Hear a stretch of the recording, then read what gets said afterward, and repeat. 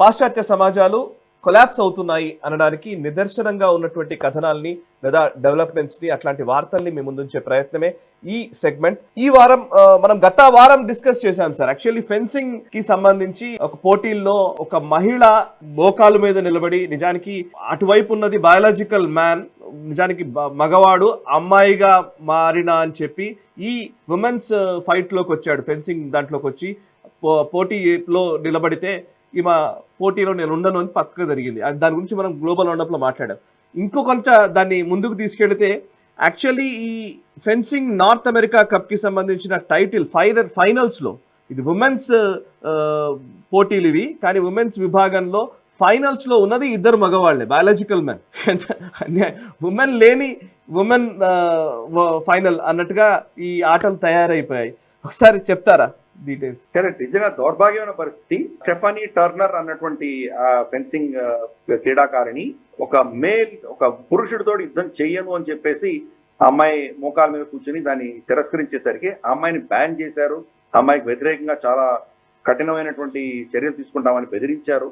So ఆ అమ్మాయి ఎవరికి వ్యతిరేకంగా పోటీ చేయలేదో అతను, అలాగే ఇంకొక సైడ్ ఉన్నటువంటి వ్యక్తి కూడా, ఇద్దరు పురుషులే ఈ రోజు ఉమెన్స్ ఫైనల్లో వాళ్ళిద్దరు పోటీ చేయకూడదు. ఇంత దౌర్భాగ్యమైన పరిస్థితి. దీన్ని ఏమంటారంటే జెండర్ ఐడెంటిటీ అంటారు. అంటే వాళ్ళు స్త్రీలుగా మారలేదు, వాళ్ళు పురుషులే. మా మనసులో మేము స్త్రీలు అనుకుంటున్నాం కాబట్టి మాకు ఉంది. ఇది ఒక ఎంత దౌర్భాగ్యమైన పరిస్థితో మనం అర్థం చేసుకోవచ్చు. ఆ స్త్రీల ఒక స్పేస్ ని మొత్తం పురుషులు ఆక్యుపై చేసుకుంటున్నారు. తమకు తాము జెండర్ ఐడెంటిటీ పేరిట వాళ్ళు ఆక్యుపై చేసుకుంటున్నారు. అందుకనే దీన్ని మనం ఈ సెక్షన్ లో పెట్టాము, collapse of the western society. సమాజం ఎలా కొలాప్స్ అవుతాం, దానికి ప్రభుత్వాలు, ప్రభుత్వ అధీనంలో పనిచేస్తున్నటువంటి సంస్థలు ఎలా దీనికి ఒత్తాసు పలుకుతున్నాయో చూస్తున్నామా. USA fencing association North America cup ఏదైతే ఉందో దాంట్లో జరిగినటువంటి ఘటన ఇది.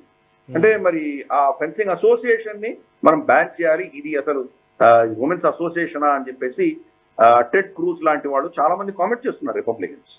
కానీ అవి అటానమస్ బాడీస్ కాబట్టి వాటిని ఒక అంత తొందరగా తీయలేము. ప్లస్ ఎస్పెషల్లీ మనకు ఈ బ్లూ స్టేట్స్ లో ఎక్కడైతే ఇవన్నీ జరుగుతున్నాయో, కాలిఫోర్నియా ప్రాంతం కావచ్చు లేదా న్యూయార్క్ ప్రాంతం కావచ్చు, అక్కడ ఇప్పటికి కూడా ఈ జెండర్ ఐడెంటిటీ, జెండర్ ఇష్యూస్ మీద, డైవర్సిటీ, ఇంక్లూజివ్నెస్, ఈ అంశాల మీద వాళ్ళు చాలా విపరీతంగా దాన్ని సపోర్ట్ చేస్తున్నారు. వాళ్ళ చట్టాలు కూడా అలాగే. డొనాల్డ్ ట్రంప్ వచ్చిన తర్వాత దాన్ని కొంత చెక్ పెట్టే ప్రయత్నం చేశారు. ఫెడరల్ లెవెల్లో, సెంట్రల్ గవర్నమెంట్ లెవెల్లో ఈ యొక్క జెండర్ ఇష్యూస్ అని తీసేశారు, కానీ ఇంకా స్టేట్ లెవెల్లో అలాగే ఉన్నాయి. ఈ స్పోర్ట్స్ బాడీస్ లో అదే పరిస్థితి. రమారమి గత 2-3 సంవత్సరాల్లో 900 పైబడి మెడల్స్ పురుషులు గెలుచుకున్నారు స్త్రీల కాంపిటీషన్స్ లో. అందుకనే ఆ సమాజం కూలిపోతోంది అని మనం చూపిస్తున్నాం.